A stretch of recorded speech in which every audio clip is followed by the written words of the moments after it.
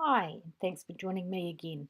Today's card is created using the current sketch from the Cases Sketch Challenge and the burgundy, navy and gold colours from Colour Throwdown.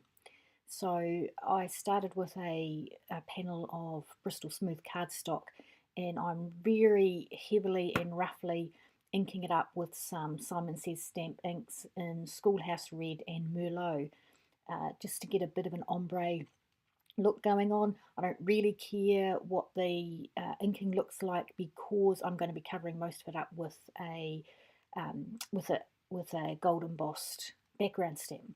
So just really just want to get some colour down on that card. So as you can see, she's pretty rough.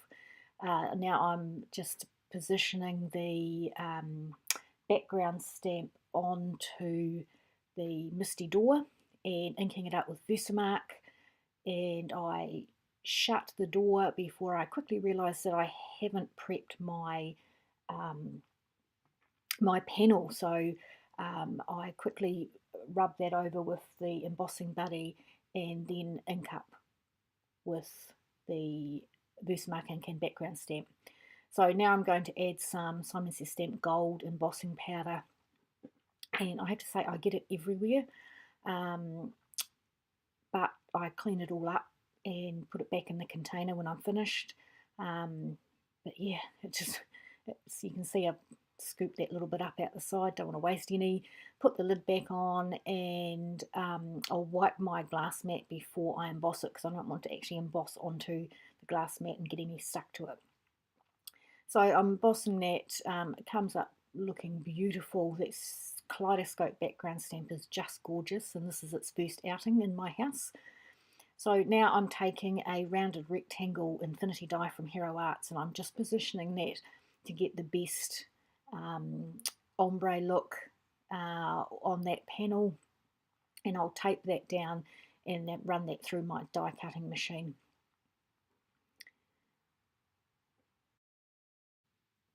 So I lay my embossed panel onto a white card base just to see how it's going to look. I put the darker ink at the bottom, and then I take a scrap of MFT's After Midnight cardstock and the MFT friend die, and I'm going to cut 3 of those friend words out and stack them together. So once I have die cut all 3, I lay them out and put all the letters in order to make it easier to actually glue them together. Now, fair to say I'm a bit of a lemming when it comes to crafty supplies, and I succumbed to the hype and bought some of the Gina K Connect glue to see how I liked it. I love the Ranger Multimedia Matte glue, but I really have not yet found an applicator that works for me and doesn't get clogged up. So we'll see how this Gina K goes. At this stage, the jury's out. It comes out a little bit thicker than I expected, but it did work, and it gave me a little bit of wiggle room to line up those letters properly. So once I had them all, 3 of them stacked together, I put them in a cardboard box, and then I spritzed them with some shimmer spray to give them a bit of sparkle, and then I positioned them onto that embossed and ink blended panel. Now, I did think of actually calling this card the Rien card, because the the R-I-E-N were the only letters that actually fit on the panel, so I glued those down first.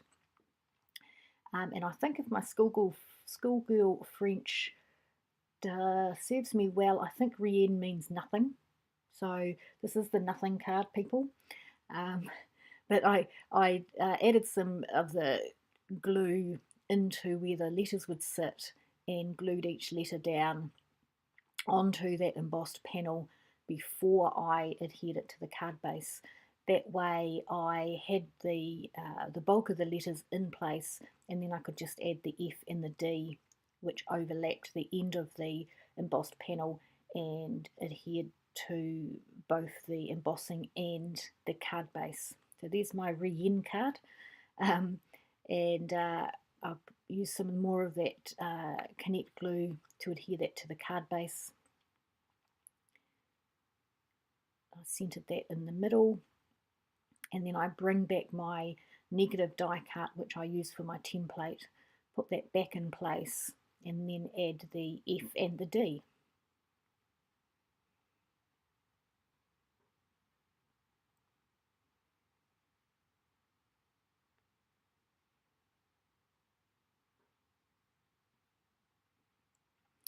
Take off the negative die cut, and that is the card except for a few embellishments.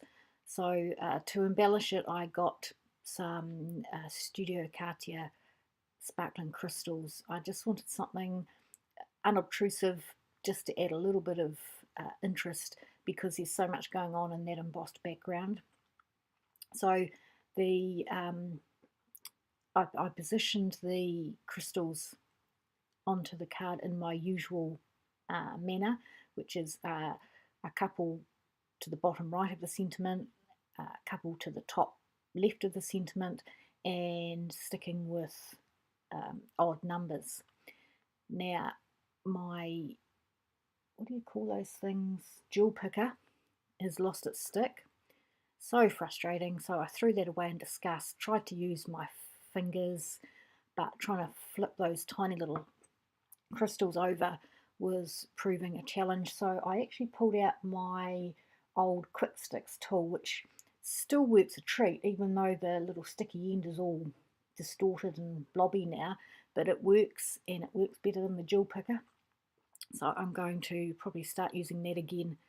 So I've stick those crystals down, and I'll tell you what, it's right about now I'm really hoping that that Connect glue dries clear, because I could see it quite plainly under those crystals. So to finish off the card, I took my corner chomper and rounded the corners to tie that in with the rounded rectangle. One of the bottom right corner wasn't exactly centered, so I got my scissors and just tidied that up a bit. And then, because it looked a bit rough, I also got an old sanding block, and if you look carefully you can actually see the teeth marks from where my puppy got it 6 years ago. So that's how old the sanding block is. So I just rounded the corners nicely with the sanding block, and that is my card. So there you can see a bit of the sparkle. Thanks so much for joining me, and I'll catch you next time. Bye.